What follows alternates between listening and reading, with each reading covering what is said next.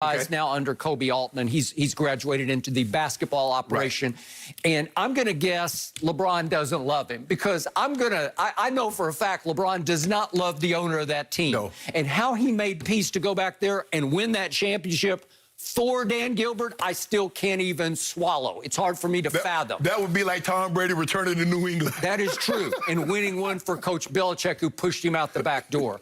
So, but they did make enough peace, and I'm going to remind everybody, this is the same Dan Gilbert who accused LeBron James, the king, of quitting in his final, the final series that he played for the Cavaliers. Celtics, yeah, it was against the Celtics, and they lost games 4, 5, and 6, and somebody from LeBron's camp had to leak the information that he had to be sedated before those games 4, 5, and 6 because he had a locker room issue with another teammate. But the point was Dan Gilbert subsequently accused him of quitting in that final playoff series against the Boston Celtics. And that is the man, Jason Hillman, who is the right-hand man of Dan Gilbert. What have I told you from the start? What have I said from all the way back to LeBron's rookie year in this league? When do I love LeBron the most? When he gets angry. He got furious angry last night. That pushed the deepest button in him because he does not love Dan Gilbert, and he definitely doesn't love his right-hand man. So for that guy, he probably stood up and like exaggerated clap. LeBron looked at, oh, that's Dan Gilbert. You clapping for Dan. You're doing that? Yeah. And what have I told you? Remember the heckler in Atlanta. There was a heckler in Toronto. I'm going way back. This is like 10 and 12 years ago, maybe more. And he went crazy because you push the psycho button in LeBron, and what do I always tell you about Brady? He's got the alter ego Psycho Tom. If you push that deepest button, you better look out because you're going to get pure greatness out of LeBron James. So he's back in his house, the house that he built, the franchise for which he did come from 3-1 down to win a championship. And that guy has the audacity to sit there and applaud him missing a shot at the end of the third quarter. Good job, Tori. Good job. Good job. What a D up. Great D. Great D. And it was a close game. I think it was a 3-point game at that point. When they were down, it was 89-87 going into the fourth. Okay. So 2-point game. Yes. Okay. So here comes LeBron, and he goes absolutely nuts. But it was angry nuts. That's when I love him because I wish I could see that more often from him because I always tell you, he's a nice guy. Sometimes he's too nice of a guy. Right. Sometimes he defers too much. I would love to see him play angry more often, but it's not natural to him. He needs external motivation. Right. He needs somebody to push that deepest button. Skip, when I saw him had the pink shoes on last night, I say LeBron going for 30 tonight. Little did I know. In that game, Skip, I will agree with you on this. This is the first time we're probably going to agree on something with LeBron. I wish he had been more aggressive because I believe that was a night he could have got 60.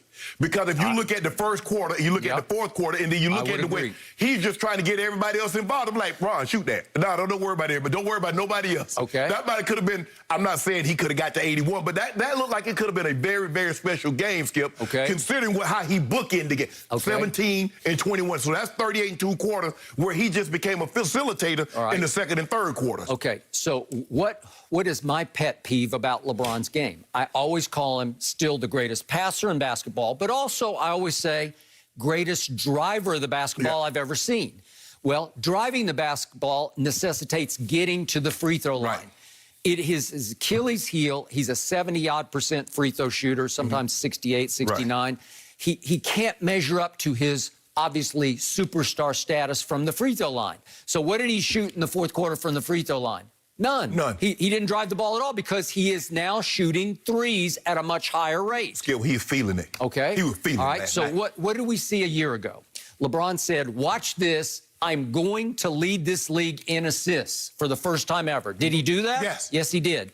What is happening right now before your very eyes? His assists have fallen significantly off because he's not focused on assisting the basketball. Plus, Schroeder has the ball in his hands as much as LeBron. So you wouldn't expect him, Skip, to average the same amount of assists when he doesn't have the ball nearly as much. He averaged 11 through 18 games last year. He was averaging 11 assists. Through 18 games this year, he's all the way down to 7. That's a huge drop-off, okay? What is going up, up, up, up, up?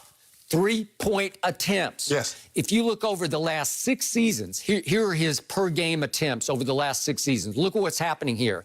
We go all the way back 6 years ago to 3.7 a game, to 4.6, to 5.0, to 5.4, to 6.3. This year he's up to 6.6 attempts from 3 per game. That's still probably going to fall short of, as his career goes into year 19, 20, he's going to go way up because what does he know? I mean, LeBron's got the highest IQ in basketball IQ.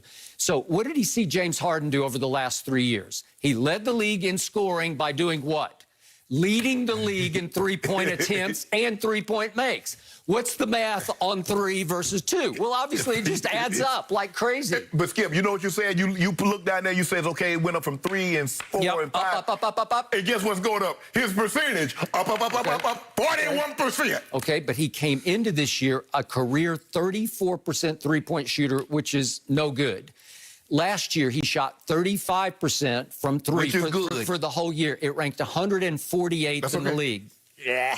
This year, he's all the way up to 41%, and he's been pretty hot. Where's that ranking? 58th. Okay, then. Okay, 58th. It's not top 5. It's not top 10. It's 58th. But last year, 148th from 3, which is just, it's just average. How you, Skip?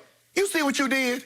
Now you want Miss America be the wealthiest woman in the world, have the best personality in the world, and have the most talent in the world. Okay. You can't have it all. Okay, I still say he's nothing but an average 3-point shooter, but he works hard on it. I give you that, and he has definitely improved from his early first couple of years, 3 years in the league, from 3. You would like to think. Just as Jordan and Bird and Magic, they all improved a lot from 3 through their careers, right? Yes. Okay, so what is LeBron's primary goal right now?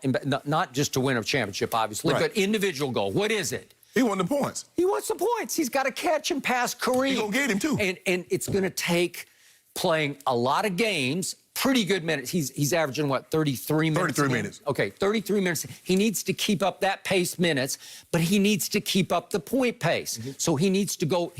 Has he missed one game this year? No. Nope, he hadn't laid out one night. He hadn't taken off one load management night or one just maintenance night, just body maintenance. He just keeps playing because he needs to play the minutes. He's still got the Iron Man body, and he needs to score points to catch Kareem.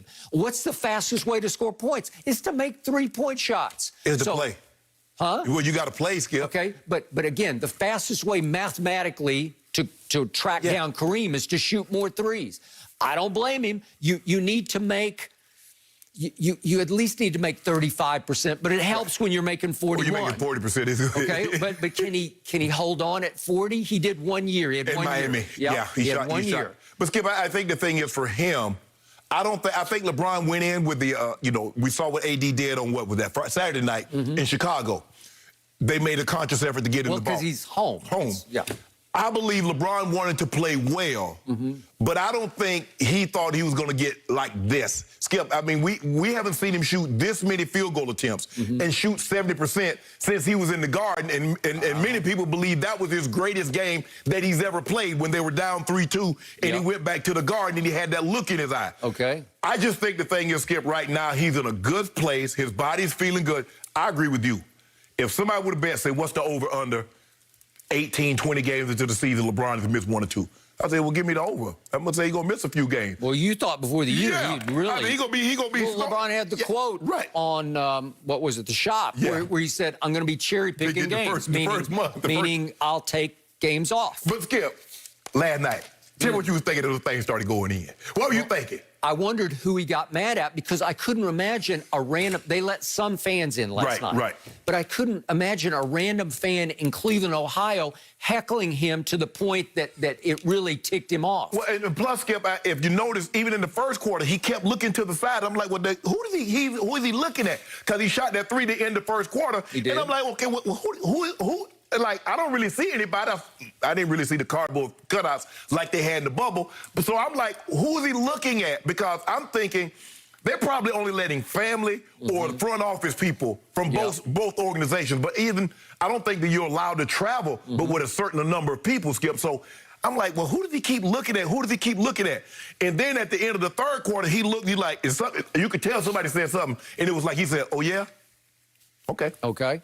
But you know how this Skip. Hey, you know what I would do if I were the Lakers? I would pay someone at each of the road stops to heckle him. I would. I'd set somebody up to heckle him because it drives him over the edge into greatness. Skip, it's always the guy. You know, you sitting around with a bunch of your friends and somebody say something and everybody start laughing at you. And the first thing you do, you